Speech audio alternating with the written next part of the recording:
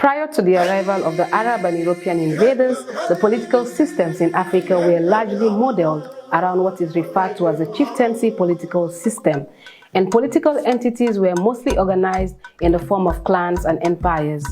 The present state of Mali in West Africa was once part of the three illustrious West African empires: Mali Empire, Ghana Empire, and Songhai Empire.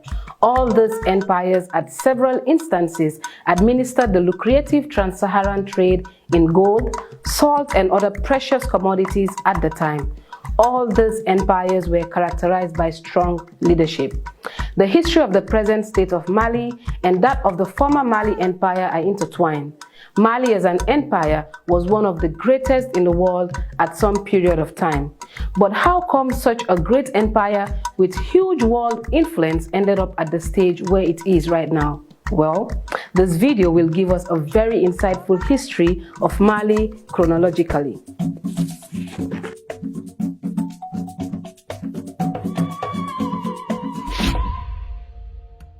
An empire that was created by Manding prince called Soundiata Keita and became known all over the world through the leadership of Mansa Musa Keita.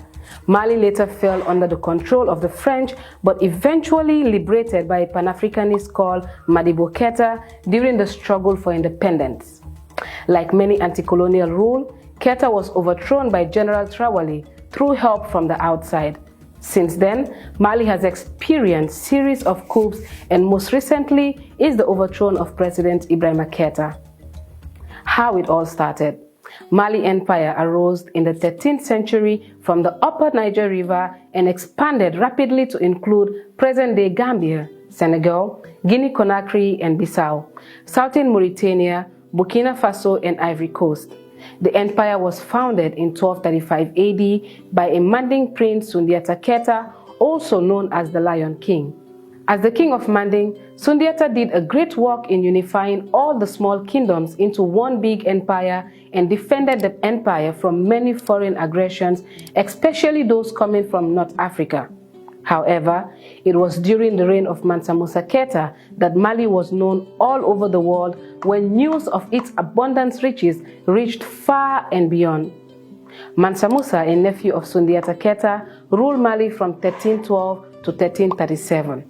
He became king after King Abakari Keita abdicated from his throne in order to explore the world with more than 2,000 ships. He never returned back. In fact, many believe that the King Abakari Keita and his crew landed in Americas years before Columbus.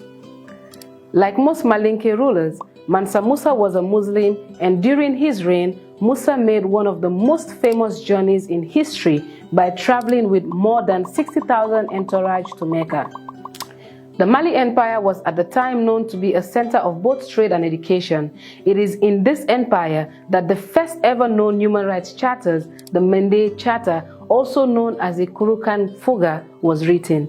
The Great Mali Empire declined as a result of many contributing factors, such as internal disputes over succession and external influences. Around the late 1800s, Mali fell under the control of the French, and by 1893, French control of the region became stronger to the extent that they renamed the territory French Sudan as part of the Federation of French West Africa. However, the French political domination was interrupted by the new generation of Malians, and by 1960, Mali became independent and Modibo Keita became its first president. Keita was a fierce anti-colonial figure, took an immediate, bold move by removing Mali from the French community in 1962. Like many other anti-colonial rulers such as Sékou Touré, Nkrumah, Lumumba, and many others, Keita too supported a total liberation of the African continent, something that the French didn't like. In November 1968, Lieutenant Moussa Traoré, who just died in September 2020, overthrew the Modibo Keita's regime and established a 14-member military committee for national liberation with Traoré as president.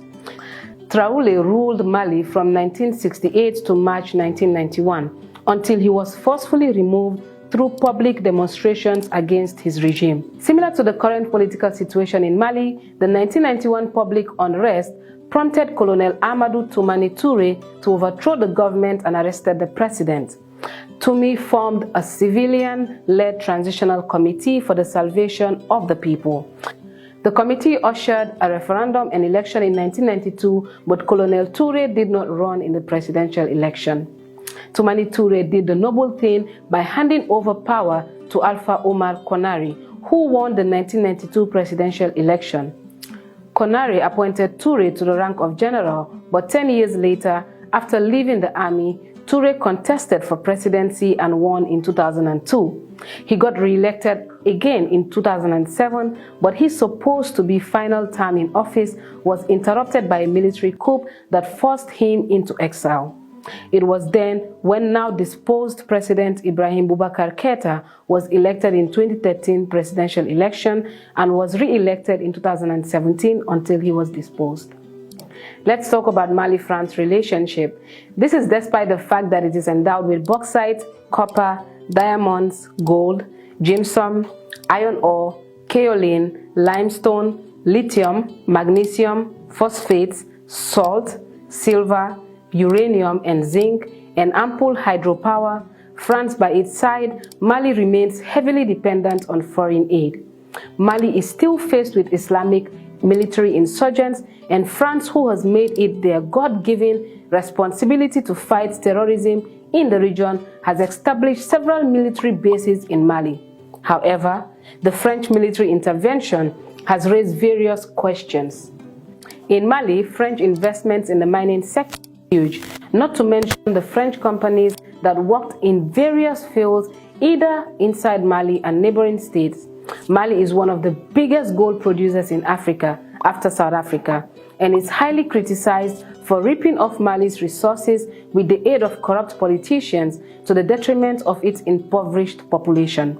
In 2010, an Italian company discovered petroleum, uranium and phosphate in northern Mali, where France claimed to be fighting an Islamic insurgency.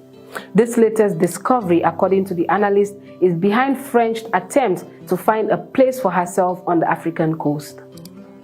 On January 14, 2013, the French Foreign Minister, Laurent Fabius, said the main interests of France are at stake. Thus, France had to take quick action to intervene in Mali. France has also been using Mali as a base to protect its energy supply interests in the northern part of the country and in Niger.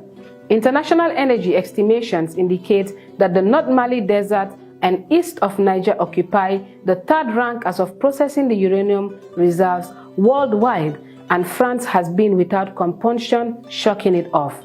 75% of France's needs for electricity comes from nuclear energy.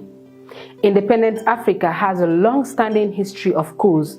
Sometimes, these unprecedented actions are influenced by external forces, especially by former colonial authorities, as a means of influencing the domestic politics in the continent, and France in Mali has been accused of continuously destabilizing embattled nations for its economic interest. Not only is France indicted in the assassination of multiple African leaders, but it is also equally notorious for pretending to condemn coups only to work with rebels who depose democratically elected leaders.